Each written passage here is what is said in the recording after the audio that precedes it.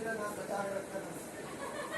जैसा कि बच्चों पिछले बार हमने चैप्टर में पढ़ा था कि मैटर इन अवर सराउंडिंग। इस बार हम इस वीडियो में पढ़ेंगे सेकंड पार्ट है इस वीडियो का, पहले चैप्टर का, कि कैन मैटर चेंज स्टेट, क्या मैटर अपने स्टेट चेंज कर सकता है।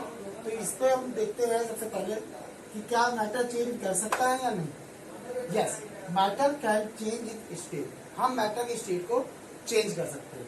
जैसे सॉलिड स्टेट को अगर हम लगातार गर्म करें तो वो लिक्विड स्टेट में चेंज जाता है, अगर लिक्विड स्टेट को गर्म करते हैं तो वो गैस में कन्वर्ट हो जाता है।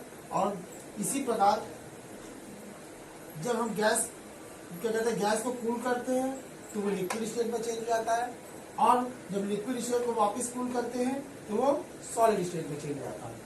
तो इसके लिए देखेंगे एक कुछ कंपाउंड ऐसे भी होते हैं कि सॉलिड स्टेट में ही गर्म करने को गैस में कन्वर्ट हो जाते हैं, और फिर उनको हम कूल करते हैं तो वो सॉलिड स्टेट में चेंज जाते हैं। तो इन चीजों के बारे में भी हम लोग पढ़ेंगे। सबसे पहले देखते हैं कि सॉलिड स्टेट लिक्विड स्टेट में चेंज होता क्यों है। इस चीज के लिए हम लोग सबसे पहले देखना चाहेंगे कि जब भी हम किसी चीज मैटर को गर्म करते हैं, हमने बताया था पिछले जो पार्ट में कि मैटर छोटे छोटे पार्टिकल से मिलकर बना होता है, और वो पार्टिकल एक दूसरे पे फोर्स ऑफ अट्रैक्शन से बाउंड होते हैं। दो पार्टिकल आपस में फोर्स ऑफ अट्रैक्शन से बाउंड रहते हैं। तो इन अट्रैक्शन फोर्स, हर पार्टिकल की अपनी एक एनर्जी भी होती है। तो जब हम सॉलिड के पार्टिकल्स को लगातार हीट करना शुरू करते हैं तो इन पार्टिकल्स की एनर्जी बढ़ना स्टार्ट हो जाती है, और जब इन पार्टिकल की एनर्जी बढ़ती है तो अपने ही पोजीशन पे वाइब्रेट करना शुरू कर देते हैं, यानी इस फोर्स ऑफ अट्रैक्शन को ओवरकम करना स्टार्ट कर देते हैं। जब हम इस पार्टिकल पे और हीट करते हैं तो ये फोर्स ऑफ अट्रैक्शन वीक हो जाता है, मतलब कि इसकी पार्टिकल की एनर्जी फोर्स ऑफ अट्रैक्शन से ज्यादा हो जाती है, और फिर ये पार्टिकल थोड़ा थोड़ा मूव अपने खास वॉल्यूम के अंदर मूव होने के लिए फ्री नहीं रहते हैं, और तब ये सॉलिड स्टेट कन्वर्ट हो जाता है लिक्विड स्टेट में। फर्दर जब हम इस पार्टिकल को हीट करना शुरू करते हैं तो फिर ये हीट की वजह से ये लिक्विड पार्टिकल और एनर्जी गेन करते हैं, और एनर्जी गेन करके ये इतने फ्रीली हो जाते हैं कि अब ये अपने सरफेस एरिया को छोड़ के फ्रीली यहाँ से वहां जा सकते हैं, और ऐसी कंडीशन में स्टेट हो जाती है गैस। तो इस प्रकार हम लोग सॉलिड मैटर को चेंज कर सकते हैं। अब एक चीज यहाँ पे गौर करने वाली बात है कि जब हम लगातार मैटेरियल्स को हीट कर रहे होते हैं तो हीट करते करते क्या कहते हैं एक ऐसी सिचुएशन है कि सॉलिड क्या होता है, मेल्ट होने जाता है। तो उस पोजीशन को हम लोग बोलते हैं मेल्टिंग पॉइंट। मेल्टिंग पॉइंट क्या बता रहा था, ये सिर्फ एक फोर्स ऑफ अट्रैक्शन की स्टेट बता रहा है। मेल्टिंग पॉइंट वो स्टेट है कि जहां पे फोर्स ऑफ अट्रैक्शन इतना कम हो चुका है कि जब वो सॉलिड से लिक्विड हो गया, temperature at which solid melt हो जाए, उस टेम्परेचर को हम लोग मेल्टिंग पॉइंट बोलते हैं। और मेल्टिंग पॉइंट में क्या है, जब भी हमने देखा कि मेल्टिंग पॉइंट पहुंचने के बाद सपोज जैसे हम आइस का लेंगे, बर्फ, आइस का अपना मेल्टिंग पॉइंट होता है 0 डिग्री सेंटीग्रेड।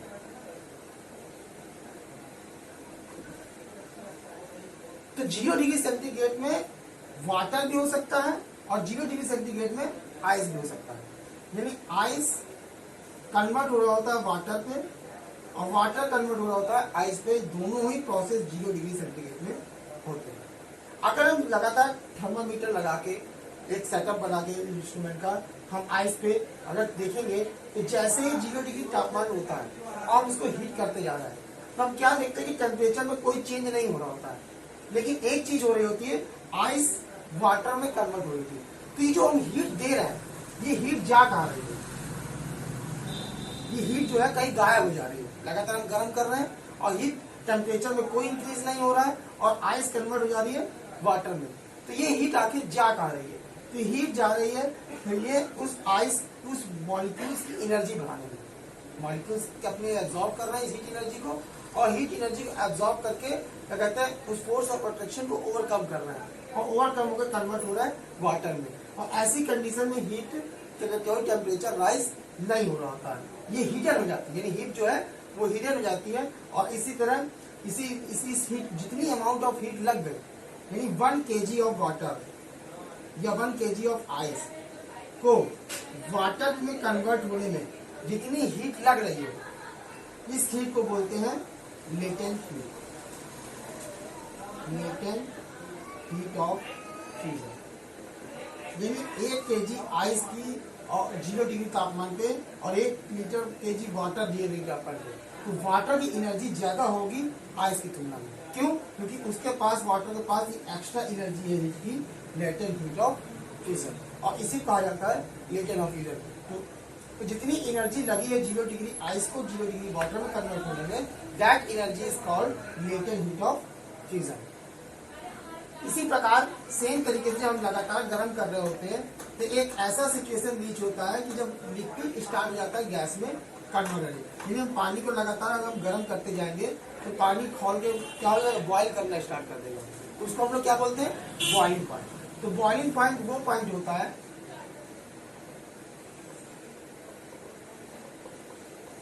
बॉइलिंग पॉइंट क्या हो गया, बॉइलिंग पॉइंट एक ऐसा पॉइंट है जहां पे वाटर कन्वर्ट होने लगता है स्टीम में, या कहेंगे लिक्विड कन्वर्ट होने लगता है गैस में। बॉइलिंग पॉइंट में लिक्विड कन्वर्ट हो जाता है गैस पे।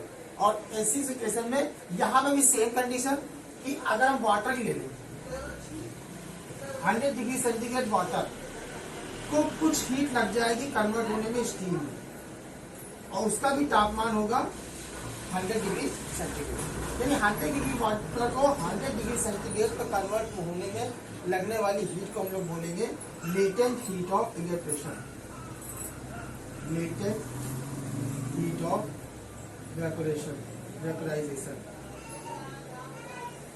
ठीक है, तो यानी लेटेंट हीट ऑफ वेपोरेशन वो हीट हो गई जो हीट क्या कहते हैं यूज हो रही किसमें, लिक्विड स्टेज से गैस स्टेज में केवल कन्वर्ट होने में, there is no rise in temperature. तो 1 kg वाटर को कन्वर्ट करने में जितनी हीट लगेगी, 100 डिग्री वाटर को 100 डिग्री स्टीम में कन्वर्ट होने में, that is heat is known as latent heat of vaporisation.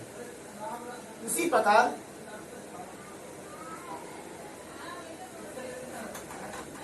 कुछ कंपाउंड ऐसे भी होते हैं जो डायरेक्ट सॉलिड से गैस में कन्वर्ट करते हैं, सॉलिड से गैस में कन्वर्ट हो जाते हैं। इस प्रोसेस को हम लोग बोलते हैं सब्लिमेशन। ये प्रोसेस कहलाएगा सब्लिमेशन। और जब इन कंपाउंड को वापस हम लोग कूल करते हैं, यानी गैस से फिर से सॉलिड में कन्वर्ट हो जाते हैं without going to liquid stage, इसको हम लोग बोलते हैं डिपोजिशन। यानी गैस से डायरेक्ट सॉलिड में कन्वर्ट हो जाना कहलाता है डिपोजिशन। यानी गैस से डिपॉजिट हो गया कोई सॉलिड के रूप में। तो दिस इज नोन एज, ऐसे कुछ कंपाउंड हम लोग ले लें, कैम्फर, कपूर, है ना, CO2 गैस, ये सारे कंपाउंड जो है जिसका कहते हैं इस प्रोसेस पे जाते हैं without going to liquid state. तो अब हम आते हैं इफेक्ट ऑफ टेम्परेचर। अभी तक तो हमने टेम्परेचर का इफेक्ट देखा कि टेम्परेचर के इफेक्ट से क्या क्या होता है।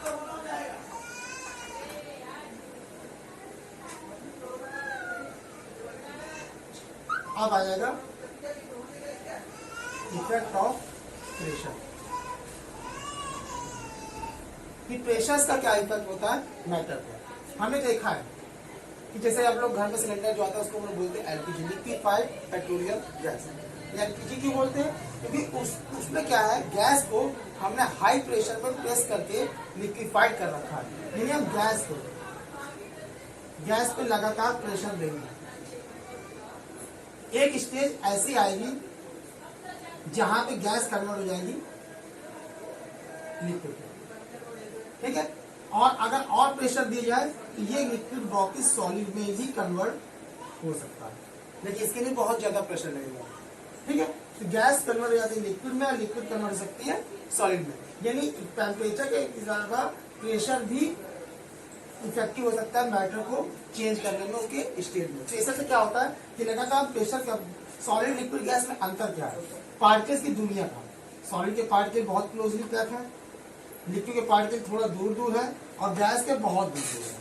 तो जब हम प्रेशर देते हैं तो ये पार्टिकल के बीच की दूरियां घटने लगती है, और एक स्टेज ऐसा आता है कि वो लिक्विड स्टेज में पहुंच जाता है, और फिर और दूरियां घटाई जाए तो ये सॉलिड स्टेज में पहुंच जाता है। जनरली हम लोग किसी गैस को लिक्विड या सॉलिड में करने के लिए दोनों यूज करते हैं, टेम्परेचर भी कम करते हैं और प्रेशर भी कम करते हैं, तब जाके वो आसानी से लिक्विड स्टेज में कन्वर्ट हो जाता है।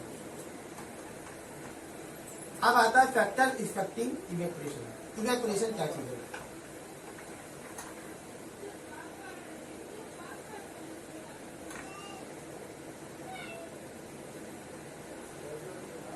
जब लिक्विड गैस में कन्वर्ट हो रहा हो, that is known as evaporation. यहाँ पे टेम्परेचर की जरूरत भी नहीं पड़ती, जरूरी नहीं है कि 100 डिग्री सेंटीग्रेड पहुंचे तभी क्या कहते हैं इवेपोरेशन हो रहा है। इवेपोरेशन नॉर्मल रूम टेम्परेचर पे भी हो रहा होता है, यानी पानी अपना भाप बन के लूज हो रहा है। तो ऐसा होता क्यों है? इसका एक वजह क्या है कि कमरा में भी हो कुछ एक अपना तापमान होता है, नॉर्मल टेम्परेचर भी होता है रूम का, या धूप पड़ रही है, लाइट एनर्जी भी होती है। तो जनरली जो लिक्विड रखा होता है उसके सरफेस पे जो मॉलिक्यूल्स होते हैं वो बाहर के एटमॉस्फेयर से, या उस पर धूप पड़ रही थी सन की एनर्जी से, या किसी भी रूप में वो एनर्जी को एब्जॉर्ब करते हैं,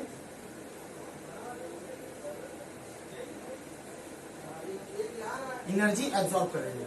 और जैसे ही उनकी एनर्जी इतनी पर्याप्त हो जाएगी कि वो इस फोर्स ऑफ अट्रैक्शन को ओवरकम कर सके, तो वो पार्टिकल अपने आप एनर्जी लेता है, और उसके बाद जब पर्याप्त एनर्जी होती है तो इस सरफेस को मॉलिक्यूल को छोड़ के रिमूव हो जाता है, और ये प्रोसेस लगातार चलता रहता है। तो सरफेस के जो मॉलिक्यूल्स हैं वो लगातार एनर्जी एब्जॉर्ब करते हैं, और इतनी एनर्जी उनके पास जाती है कि वो गैस में इस सरफेस एरिया को छोड़ के जा सके और वो मूव कर जाते हैं। This process is known as evaporation. इस प्रोसेस को हम लोग इवेपोरेशन बोलते हैं। इवेपोरेशन सिंपल क्या है? Change of liquid into gas is known as evaporation. अब आता है कौन कौन से फैक्टर्स हैं जो इवेपोरेशन को इफेक्ट करते हैं। तो factors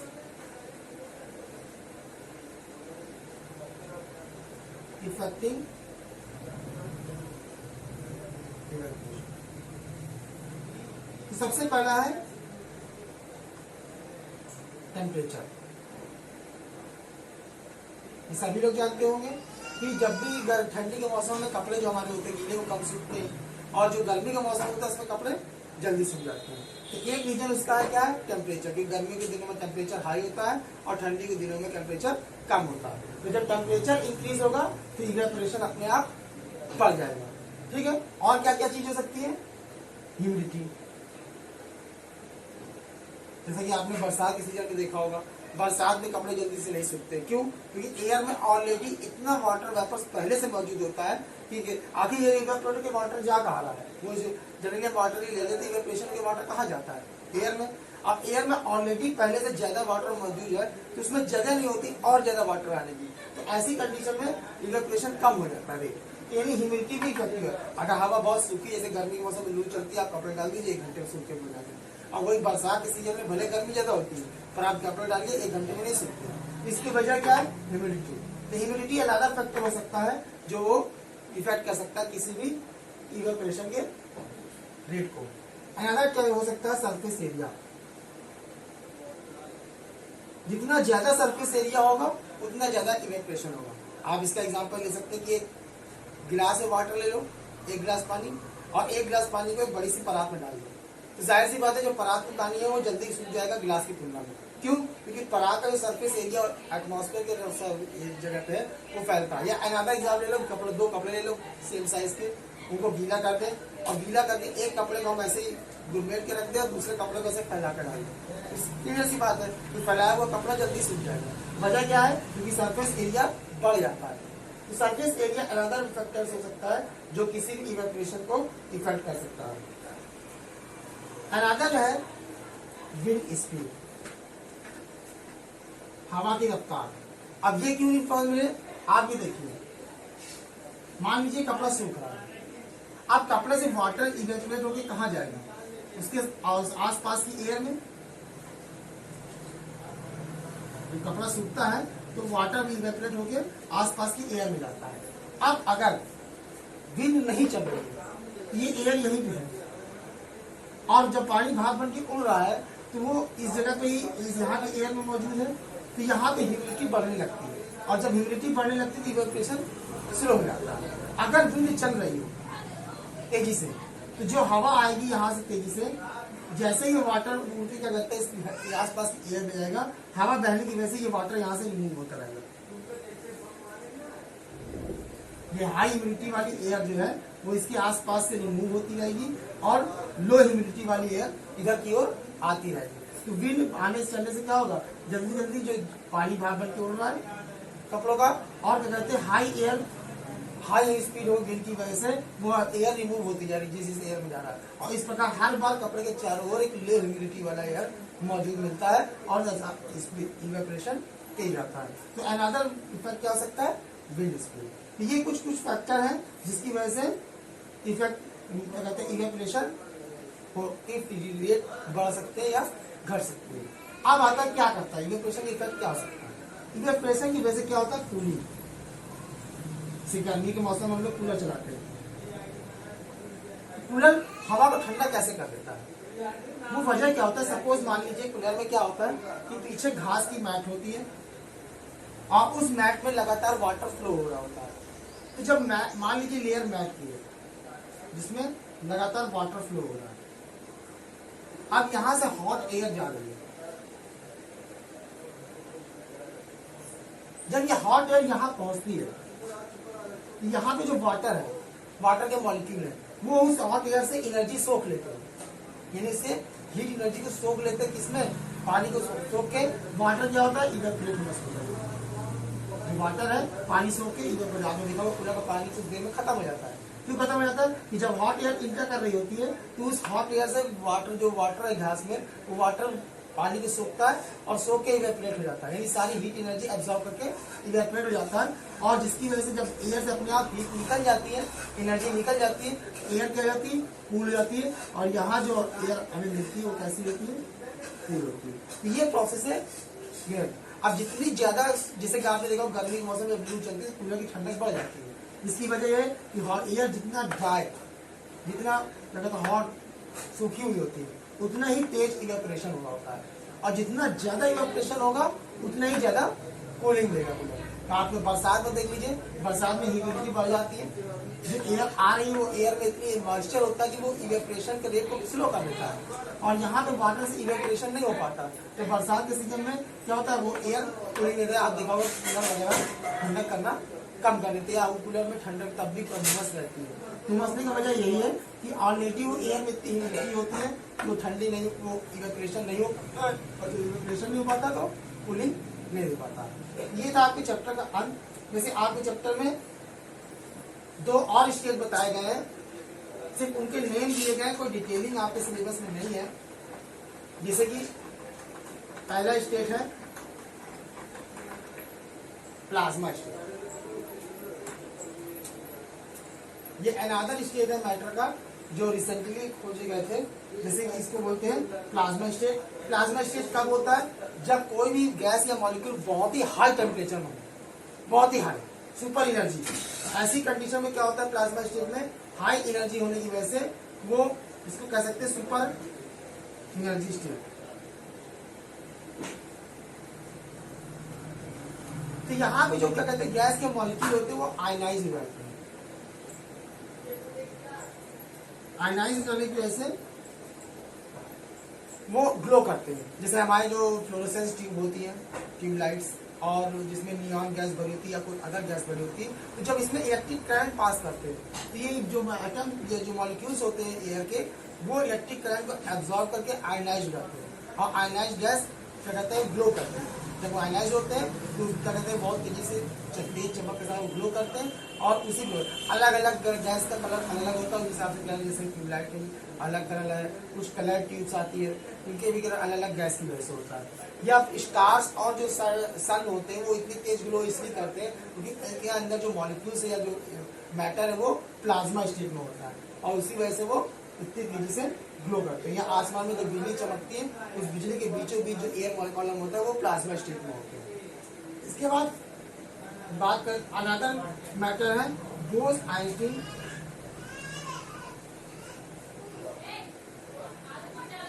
convention. Bose Einstein condensate वो स्टेट होती है जिसमें क्या कहते हैं, इसको बॉस ने खोजा था, सत्येंद्रनाथ बोस ने खोजा था 1920 में। उन्होंने कहा था कि जब हम मैटर को सुपर सुपर हाई कूलिंग करते हैं, बहुत ही ज्यादा हाई डिग्री पे कूलिंग करते हैं, तब ये स्टेट हमें देखने को मिलती है, बोस आइंस्टीन कंडेंसेशन। ये आपका चैप्टर का अंत है। आपको कोई क्वेश्चन है तो पूछ सकते हैं और आप इसकी क्वेश्चन सॉल्व करिए, और जो प्रॉब्लम हो आप मुझसे कमेंट में पूछ सकते हैं, मैं उसका जवाब आपको दे दूँगा।